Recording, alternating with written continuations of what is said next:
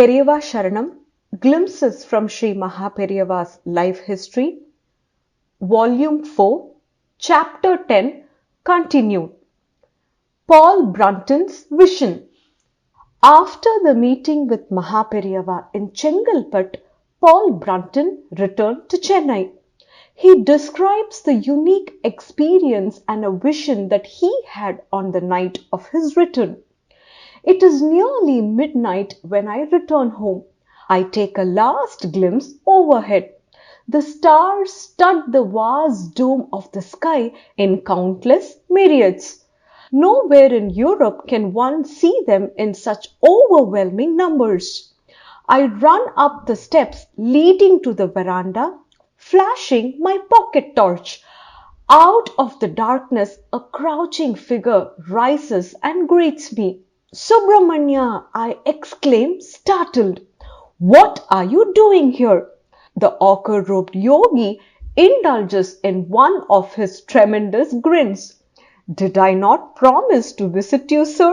he reminds me reproachfully. Of course, in the large room I fire a question at him. "Your master, is he called the Maharishi?" It is now his turn to draw back astonished. "How do you know, sir? Where could you have learned this?" "Never mind. Tomorrow we both start for his place." "This is joyful news, sir, but I shall not stay there long though. A few days, maybe." I fling a few more questions at him during the next half hour and then, thoroughly tired, go to bed. Subramanya is quite content to sleep on a piece of palm matting which lies on the floor. He wraps himself up in a thin cotton cloth which serves at once as a mattress sheet and blanket and disdains my offer of more comfortable bedding. The next thing of which I am aware is suddenly awakening. The room is totally dark. I feel my nerves strangely tense. The atmosphere around me seems like electrified air. I pull my watch from under the pillow and by the glow of its radium-lit dial, discover the time to be 2:45. It is then that I become conscious of some bright object at the foot of the bed. I immediately sit up and look straight at it. My astounded gaze meets the face and form of His Holiness Sri Shankara. It is clearly and unmistakably visible.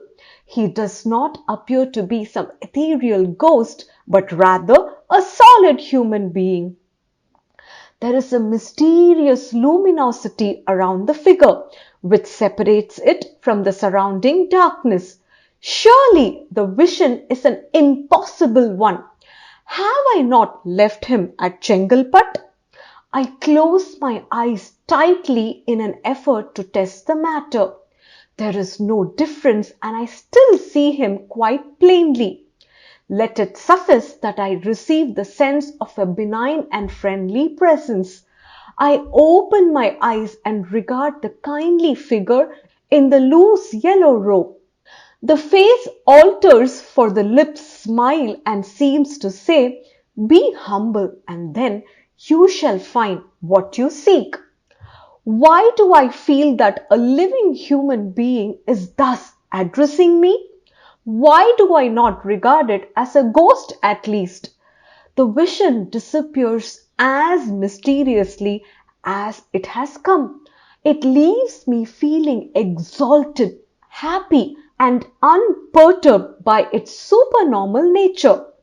Shall I dismiss it as a dream? What matters it? There is no more sleep for me this night. I lie awake pondering over the day's meeting, over the memorable interview with His Holiness Sri Shankara of Kumbakonam, the hierarch of God to the simple people of South India. Thus, in just one single meeting, Maha Periyava blessed Paul Brunton to discover a real yogi and a guru in Ramana Maharishi at Tiruvannamalai. Periyava's prophetic power. Later, Paul Brunton went to Tiruvannamalai and met Ramana Maharishi at his ashram. Though he was most impressed by the Maharishi, Paul Brunton was unwilling to become his disciple unless the Maharishi could offer proof of being a real master. The great Maharishi was neither interested in building a camp of disciples nor in offering proof to Paul Brunton. Therefore, Paul Brunton left the ashram and travelled again all over India in search of another master. He met several yogis and self-proclaimed masters. Either they failed to impress him or they were unwilling to go with the proof first approach. Finally, giving up his search, Paul Brunton booked his ticket for his return to Europe. However, in Bombay, shortly before his ship was due to sail, he could not get rid of a restlessness in his head. He struggled, debating with an inner voice that questioned him intensely and eventually decided to revisit Ramana Maharishi. It is best to read in Paul Brunton's own words how he eventually realized Periyava's prophetic powers. After leaving the South Maratha Company's terminus, Madras Central Station, I have to cross the scattered town in order to change onto the South Indian Railway. Finding that I have a few hours to spare before the train starts, I use the time to make some necessary purchases and to have a hurried chat with the Indian author Sri K.S. Venkatramani, who introduced me to His Holiness Sri Shankara, the spiritual head of South India. He greets me warmly, and when I inform him that I am on the way to the Maharishi, the writer exclaims, "I am not surprised. That is what I expected." I am taken aback but ask him, "Why do you say that?" He smiles. "My friend, do you not remember how we parted from His Holiness in the town of Chengalpat? Did you not notice that he whispered something to me in the ante-room just before we left?" Yes, now that you remind me, I certainly do remember it. The author's thin, refined face still keeps its smile. This is what His Holiness told me. Your friend will travel all around India. He will visit many yogis and listen to many teachers. But in the end, he will have to return to the Maharishi. For him, the Maharishi alone is the right master. These words, coming as they do on the eve of my return, deeply impress me. They reveal the prophetic power of Sri Shankara more.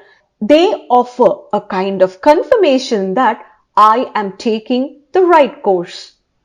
Periyava Sharanam.